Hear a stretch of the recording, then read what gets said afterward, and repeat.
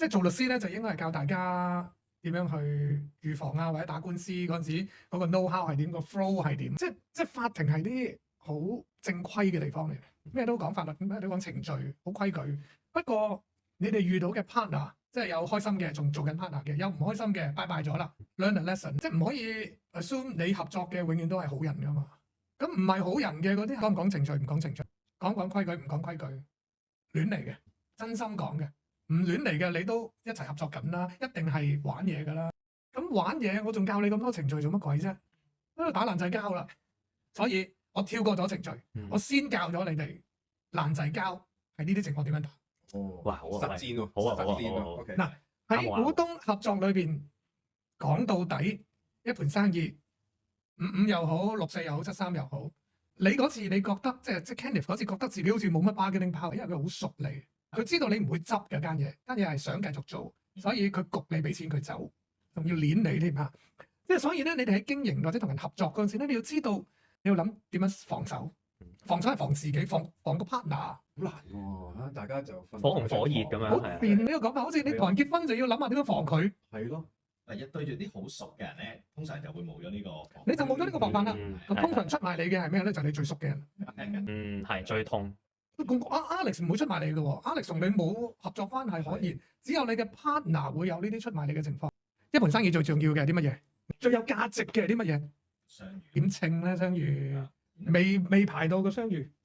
錢 OK， 錢好，仲有錢係放喺邊度嘅咧？銀行戶口，邊個揸住銀行戶口？對，一齊揸噶嘛，正常嘅。係兩個人簽名可以攞到錢啊，定係求其一個攞到錢，定係多過幾多錢先至可以要幾多個人簽名先攞到錢？好多人冇留意到邊個揸住個倉，揸住個倉就係一個 control，就係你有 control 就有多個 bargaining power。錢只不過係間公司最值錢嘅嘢其中之一樣，再啲股份係唔值錢嘅，唔值錢嘅，勒索你嗰陣時先值錢嘅啫，股份本身係唔值錢嘅。貨咯，貨係啦，邊個控制住啲貨？係啦，貨喺某啲公司嚟講可能係最值錢嘅，即係一間律師行係冇貨嘅。所以我係冇貨，即係揸住。但係如果你係做代理嘅，邊個揸住啲貨就可能係成間公司最值錢嘅嘢。咁邊個揸住個倉？邊個控制住個倉？呢個就係 bargaining power。呢啲係你哋合作嗰陣時，你可以唔覺揸多啲 bargaining power 喺手嘅。你呢啲係可以自己揸得到、搶得到翻嚟嘅。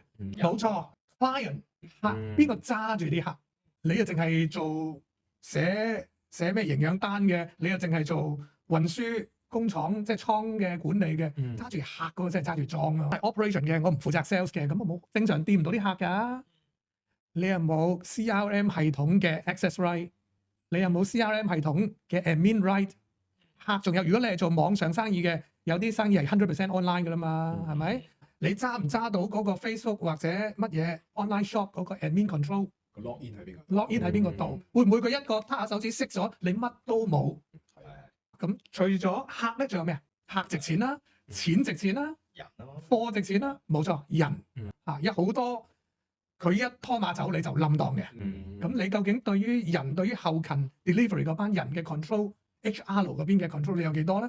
你會唔會怕俾佢攆住條頸咧？嗱，呢啲都係合同以外，你係可以令到自己多啲 bargaining power。你越多 bargaining power，佢越少，佢越冇難同你講價。即刻重新審視一下自己喺嗰檔嘢裏邊有冇我講嗰啲 control。